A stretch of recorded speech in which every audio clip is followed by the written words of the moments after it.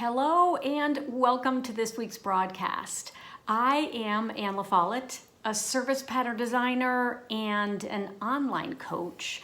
And I like to come on every week to talk to you about mindset and a little bit about, for example, this week, 3 common limiting beliefs that as creatives can hold us back. And I want to talk about them and how to bust through them. A little bit of context for you right now because you may be in my Academy program. I offer a Surface Pattern Design Academy program, which is 8 weeks long, and we are in week 4. Now, if you're not in the Academy program, this broadcast is still going to be relevant for you because if you're pursuing a creative endeavor right now, whether that's surface design or hand lettering or watercolor work or something else, these may pop up for you as well. So the first limiting belief that pops up a lot is, I'm not tech savvy. So even though I'm creative and I would really like to get my artwork out into the world digitally, I'm not going to be able to learn the programs that are required in order to do that. Now, in the Pattern Design Academy specifically, I'm teaching you how to use Adobe Illustrator. And it's a beast of a program, no doubt about it. However, we can absolutely master it if we take it step by step. Now, this limiting belief about not being tech savvy can also pop up quite a lot if you are are very fluid in your work, if you don't necessarily like to follow a step-by-step process, if you like to do things more organically. And so my advice would be to remember that it's a computer program. So it doesn't have the luxury of being fluid. It actually really is going to love you if you follow it step by step, if you actually use some discipline around following the directions, and it will embrace you if you embrace it. And the key really is to remember that it is very linear. And so you might be less linear than I am. I'm not sure if I'm really a linear thinker, but I am an organized thinker. And so it might be a little easier for me to master the program because I don't have a natural inclination to fight against how I know the program kind of wants me to think. And I also have always been very good at following directions. I don't mind following directions. I've always followed recipes when I cook because I'm just not that inventive. So that is my biggest piece of advice, is you absolutely can do it because we can all learn hard things. But in this particular case, if you're learning a computer program, maybe it's not Illustrator, maybe it's Photoshop in your case, it's going to be very, very beneficial for you to follow the directions step by step and to be very patient with yourself. The next limiting belief that comes up a lot is I'm not in control of my time, or I don't have enough time.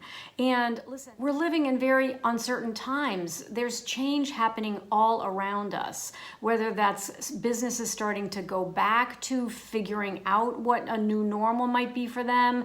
Perhaps you've been working at home and you may now need to go back into an office environment, but that's still being figured out. Or you may be at home and your children have been home with you, but they've been spending quite a bit of their time in virtual schooling, but now that's coming to an end because we're entering the summer months. So no doubt there is a lot of adapting and a lot of change that's taking place within your household that you need to figure out.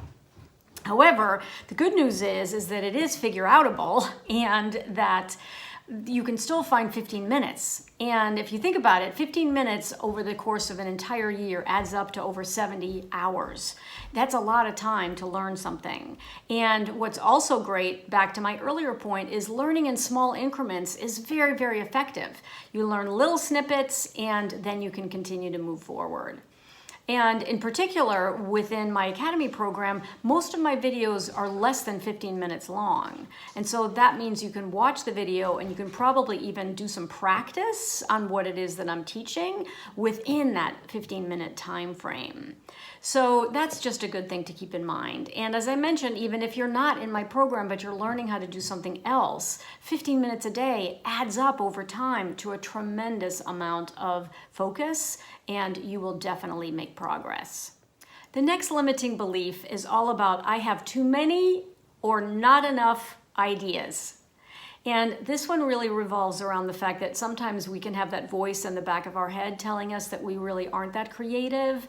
Or alternatively, it can say, I am creative, but I have so many ideas, I don't know where to start. And I don't know how to figure out which one of those are good ideas versus bad ideas.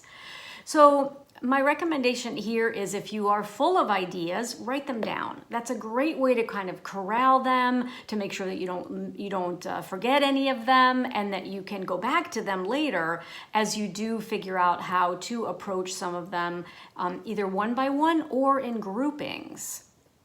But be joyful about the fact that you're full of ideas. That is a blessed place to be, and will continue to be an incredible place for you to gain inspiration as you continue down your creative journey. On the flip side, if you feel like you're not that creative or you don't have enough creative ideas, you can read my blog post or watch the video that I posted about a year ago. It's called In a Creative Slump: 4 Ways to Bust Through. And I give you 4 specific ways to refresh your batteries, to find inspiration, and to gather some new ideas, because many of us, maybe more often than not, can find that our creativity is drying up. And that might be after a really long spell where you've been extremely motivated and very inspired and full of ideas and very, very creative and have been creating a lot of fantastic work.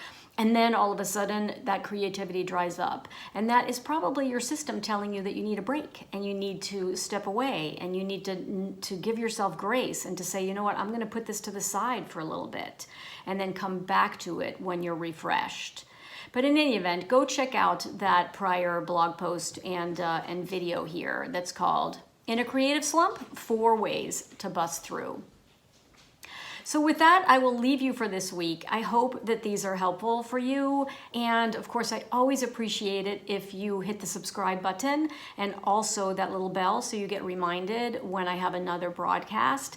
Please share this with your friends, your colleagues, your family, if they would be interested in learning more about surface pattern design, but also on how to bust through creative slumps and other limiting beliefs.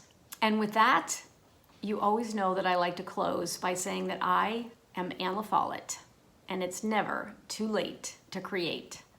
Bye for now, and I'll see you next week.